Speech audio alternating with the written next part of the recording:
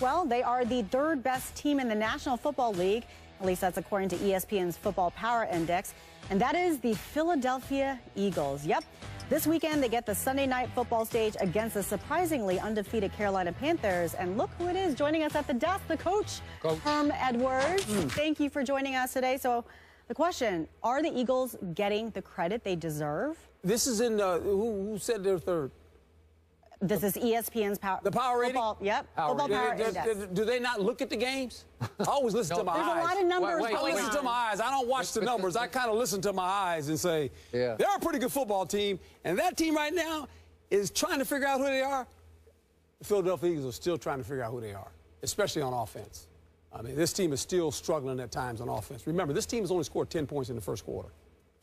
Okay, so they're 3-3, and, you know, they're a team that can go either way right now. I still think at the end it's between them and the Dallas Cowboys who wins this division. Dallas is going to get healthy, especially on offense, and they're going to make a run.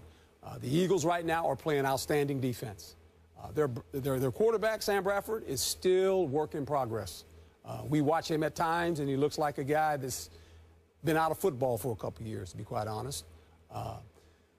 They struggle when they play teams that can play physical football, that can beat them at the line of scrimmage. This offense has no answer for that. This will be a good test for them going to Carolina, because Carolina, we say what we want about Carolina. Their offense is hard to watch because it's all really about Cam Newton. Yeah. Cam Newton is playing outstanding football. The numbers won't look, when you look at the numbers of Cam Newton, you'll say, oh, no, no, no. But when you watch him play, you go, this guy's really playing good. So I always watch my eyes. I don't get involved in the numbers. I just kind of watch players play and teams play and say, you know, that team right there looks pretty good. There are some other good teams involved in this NFL now. We haven't talked about New England. We haven't talked about Arizona. We haven't talked about Green Bay. Okay, there's a bunch of teams that I think number-wise might be a little bit better. But I always go back to, what did you see? What are you looking at? The Jets are a good football team. They're not getting enough credit either for what they're doing.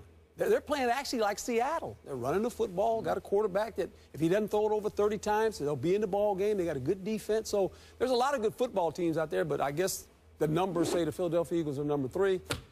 So who you got Eagles at Carolina?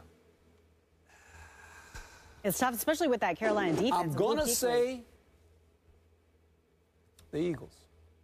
Because? Because I like their defense. Yep. And Carolina struggles offensively. They've got Olsen to go to.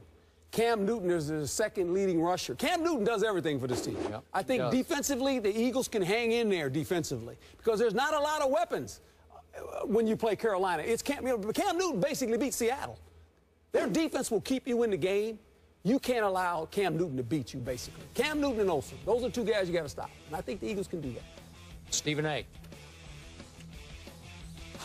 I think the Eagles are getting enough credit because how much credit do you deserve when you're 3-3? You're still mediocre. Your defense is not. They played lights out. They deserve a lot of credit in the Eagles winning 3 of their last 4 games. But need I remind anybody that, you know, outside of the first half against the New York Jets, they were shut out in the entire second half. Then you lose to the Redskins. And then you beat New Orleans, who are a shell of themselves, right? And you've beaten the New York Giants, who obviously have their issues, particularly on the defensive side of the ball as it pertains to injuries. And so that combined with Carolina being undefeated, exceeding expectations, and finding a way to keep themselves relevant week after week after week, there's something impressive that's going on with them. I'm not saying that the Eagles can't beat them. I'm saying that I'd have to give the edge to the Carolina Panthers. And I think that the Eagles have gotten just as much credit as they deserve, because when you are inconsistent, scoring 10 points in the first quarter after 6 weeks, what else is there to talk about? We expected this offense to be a buzzsaw. We didn't expect this defense to be lights out. But it turns out that the opposite has happened, although it's been against suspect competition. And I do believe that the Carolina Panthers offense is suspect because all it has pretty much is Cam Newton at this particular juncture. But they're undefeated for a reason. They got a lot of heart. They're going to come at you. And if there's anybody they could make quiver, it's Sam Bradford. As Skip would call him, Sam Badford. So when I look at it from that perspective, I think Carolina deserves the edge.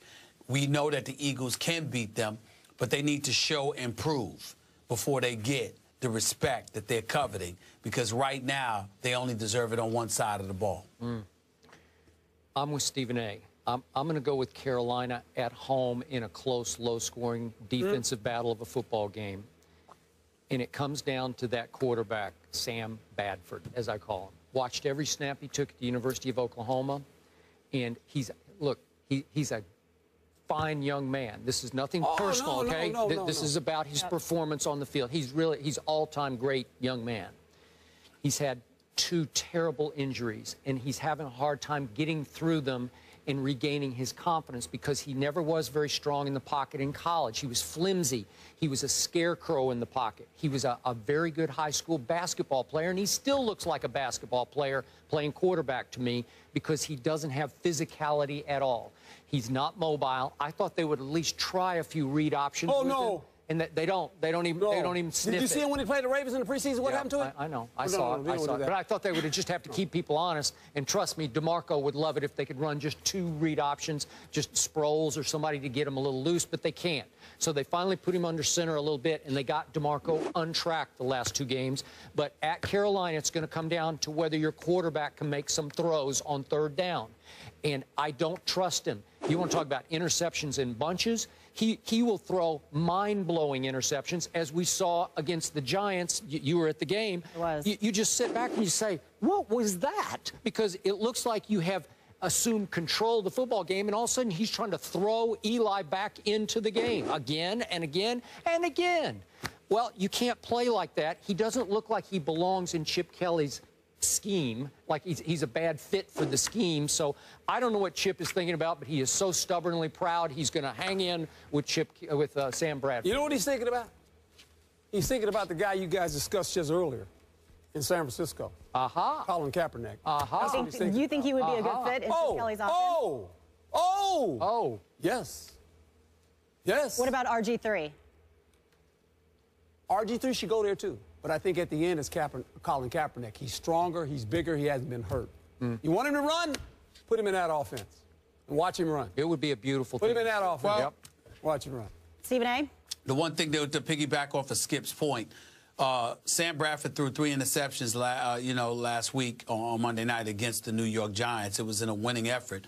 But he's got 9 interceptions. His numbers actually look similar to Kirk Cousins, for crying out loud, when they come to interceptions. And so when I look at it from that perspective, along with those injuries, along with the fact that he's still trying to find himself, I think Sam Bradford is somebody that can be rattled. And as a result of that, we'll see what happens against that Carolina defense.